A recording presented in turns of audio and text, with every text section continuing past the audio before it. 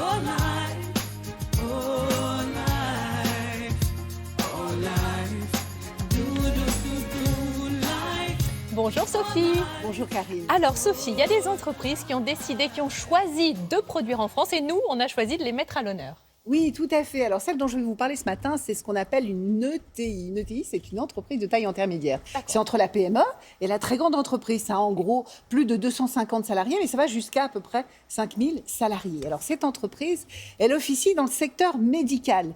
Elle produit des dispositifs médicaux à usage unique. Alors, vous allez me dire, qu'est-ce que c'est que ça ? Mais qu'est-ce que c'est que ça, Sophie ? Eh bien, c'est par exemple les cathéters ou les sondes que l'on utilise oui. dans les hôpitaux. Et ces dispositifs médicaux, on en a eu beaucoup besoin pendant la période Covid.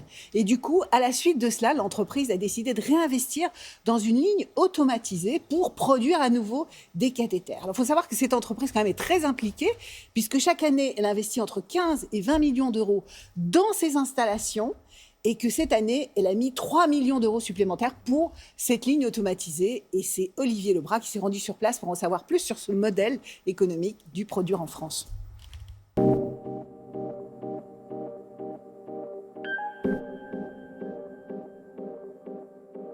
Vigon, c'est un groupe familial qui s'est lancé tout de suite dans un domaine qui, à 60 ans, était très nouveau, donc tout ce qui est matériel médical à usage unique, donc la plasturgie. Et c'est un groupe qui s'est internationalisé très tôt. Et aujourd'hui, nous faisons 350 millions de chiffres et nous employons 2400 personnes.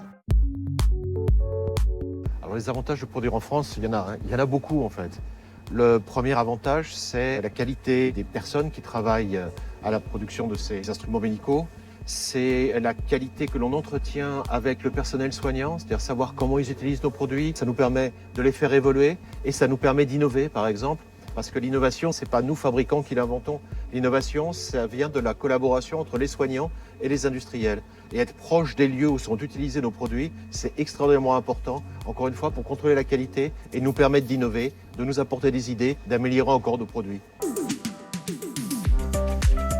Alors la première contrainte, j'ai envie de dire, par rapport à une localisation en France ou en Europe, c'est la nécessité d'automatiser toutes les tâches qui sont automatisables de manière à être quelque part plus efficace. Et ça permet aussi d'assurer une qualité plus constante. Après, produire en Europe, produire en France, c'est environ 10 à 15% plus cher que si on va produire très loin en Asie ou que sais-je. Ce surcoût, il faut l'accepter. Ça veut dire quelque part accepter de créer des emplois chez nous, de payer des charges sociales chez nous, de payer des impôts chez nous, d'avoir des salaires chez nous, c'est-à-dire de faire vivre notre économie. La période, elle est horrible. C'est les commerciaux, ça. Enfin, personne ne sait quand est-ce que ça va repartir, quand est-ce que les hôpitaux vont ouvrir. Ça rouvre dans un pays, ça ferme dans un autre.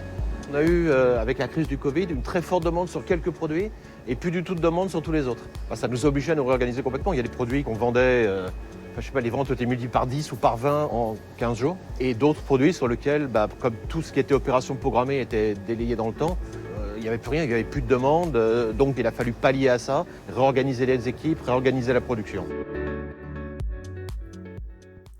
Sophie, on l'a vu, l'automatisation, c'est capital.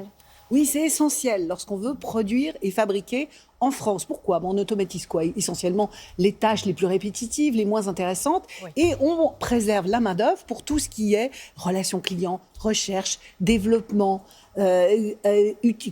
entretien de toutes ces machines que l'on met pour automatiser la production. Ça, c'est essentiel. Mais ça ne suffit pas.